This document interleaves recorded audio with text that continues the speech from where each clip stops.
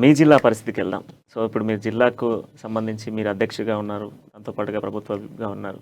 So, ఎట్లా ఉంది మీ జిల్లాలో పరిస్థితి ఎట్లా ఉంది? పార్టీని ఎలా బలోపేతం చేస్తా ఉన్నారు? అంటే గతంలో 2014లో ఒకటే సీటు కొత్తగూడెం సీట్‌ని గెలిపించడం జరిగింది. తర్వాత మొన్న 2018లో కూడా ఒకటే సీటు ఖమ్మం సీట్‌ని గెలిపించడం జరిగింది. ఉమ్మడి ఖమ్మం జిల్లాకు సంబంధించి. కానీ ఈసారి దానికి భిన్నమైనటువంటి వాతావరణం ఉంది ఈరోజు. ఖచ్చితంగా తెలంగాణ రాష్ట్రం ఏర్పడిన తర్వాత మా జిల్లాకు సంబంధించి సీతారామ ప్రాజెక్టు సుమారు 7 లక్షల ఎకరాల ఆయకట్టుకు నీరందించేటువంటి ప్రాజెక్టు మరి ఉమ్మడి ఖమ్మం జిల్లాకు ఒక వరదాయమైనటువంటి ప్రాజెక్టు ఈరోజు పూర్తిగా వస్తుంది. అది త్వరలోనే మరి మిగిలిన పనులు పూర్తి చేసి ప్రారంభించుకోవడానికి సిద్ధంగా ఉన్నది. దాని తర్వాత సీతమ్మ బ్యారేజీ నడుస్తుంది నా నియోజకవర్గంలోనే. దాని తర్వాత మరి భద్రాద్రి పవర్ ప్లాంట్ని కూడా అక్కడనే మరి నిర్మించడం జరిగింది. ఇవన్నీ కూడా పెద్ద ఎత్తున మరి వేల కోట్ల రూపాయలతో అక్కడ నిర్మాణం జరుగుతూ ఉంది. ఖమ్మం జిల్లా ప్రజానీకం అదేవిధంగా భద్రాద్రి జిల్లా ప్రజానీకం ప్రత్యేకంగా గతానికంటే ఈసారి భిన్నంగా, ఎందుకంటే ఎవరు చేయనటువంటి పనుల్ని కేసీఆర్ గారు వచ్చిన తర్వాత తెలంగాణ ప్రభుత్వం ఏర్పడిన తర్వాత ప్రజా అవసరాలని ప్రజా మౌలిక అవసరాలని తీర్చడంలో ఈ ప్రభుత్వం ముందుంది. గత ప్రభుత్వాల కంటే ఈసారి భిన్నమైన వాతావరణం కనిపిస్తూ ఉంది. ఎందుకంటే గతంలో మనం చూసుకున్నప్పుడు ఏం జరిగిందంటే ఆదివాసీ గిరిజన తండాలల్లో కానీ గూడెళ్ళల్లో కానీ ఏం జరిగేదంటే సమ్మర్ సీజన్ ఈ సీజన్ వచ్చిందంటే నీళ్లు లేక మరి ఏ గ్రామానికి పోయినా కానీ బిందెలు పట్టుకొని మరి అనేక గ్రామాలల్లో ఎమ్మెల్యేలు పోయినా ఎంపీలు పోయినా అదేవిధంగా కలెక్టర్లు పోయినా మరి ఉన్నతాధికారులు ఇంకెవరు పోయినా కానీ బిందెలు పట్టుకొని స్వాగతం పలుకుతూ గందరగోళ పరిస్థితి ఉండేది. ఈరోజు ఇంటింటికి ప్యూరిఫైర్ చేసినటువంటి వాటర్, డ్రింకింగ్ వాటర్, శుద్ధి చేసినటువంటి శుద్ధి జలాలని ఈరోజు తాగునీటికి అందిస్తూ ఉన్నాం.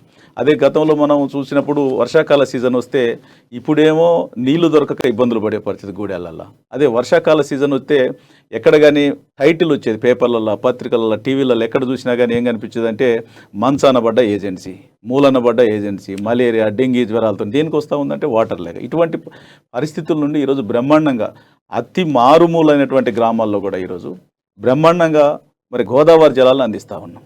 వారు ఊహించుకోలే, ఆ గూడెలలో ఉన్నటువంటి ప్రజానీకం అసలు మా గోదావరి నీళ్ళు తాగుతామని చెప్పేసి వారు ఊహించుకోలే. అటువంటి గ్రామాలకి ఇవాళ మరి శుద్ధి చేసినటువంటి జలాలు ఈరోజు బ్రహ్మాండంగా పోతా ఉన్నాయి. దాంతోపాటుగా ప్రత్యేక కార్యాచరణతో ముఖ్యమంత్రి గారు ఈ తెలంగాణ రాష్ట్రానికి సంబంధించి ప్రతి అంగళం కూడా నాదే అని చెప్పేసి ప్రకటించిన విధంగా అభివృద్ధిని కూడా కొన్ని నియోజకవర్గాలకే పరిమితం కాకుండా ప్రతి నియోజకవర్గాన్ని కూడా ప్రత్యేక దృష్టితో మరి అన్ని ప్రాంతాలను కూడా అభివృద్ధి చేయడం జరుగుతుంది.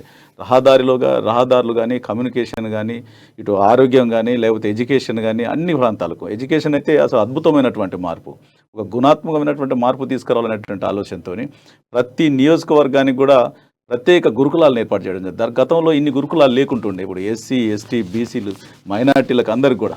అదేవిధంగా జిల్లాకు ఒక గురుకులకు సంబంధించినటువంటి డిగ్రీ కాలేజీని ఏర్పాటు చేయాలని చెప్పేసి ముందుకు పోతాం. ఇటువంటి తరుణంలో ప్రజానీకం అంతా కూడా గతంలో జరిగిన దానికంటే ఈసారి భిన్నమైనటువంటి ఆలోచనతోని, భిన్నమైనటువంటి వాతావరణంలో అభివృద్ధి సంక్షేమం అనేది ప్రజలకు అందుతూ ఉంది నేరుగా. అంటే ఒక శాచురేషన్ మోడల్లో ఇప్పుడు ఎవరు కూడా మధ్యవర్తులు ఉండి మధ్యలుండి లంచాలు ఎటువంటి ఆలోచన లేకుండా పూర్తిగా నేరుగా అందుతూ ఉంది ప్రజానీకానికి. ఇవన్నీ చూసినటువంటి ప్రజలు ఎట్లా ఉన్నారంటే ఖమ్మం జిల్లాలో ఈసారి 100కు 100% ఉమ్మడి ఖమ్మం జిల్లాలో 10కి 10 సీట్లు గెలుస్తామని చెప్పేసి మాకు నమ్మకం ఉంది.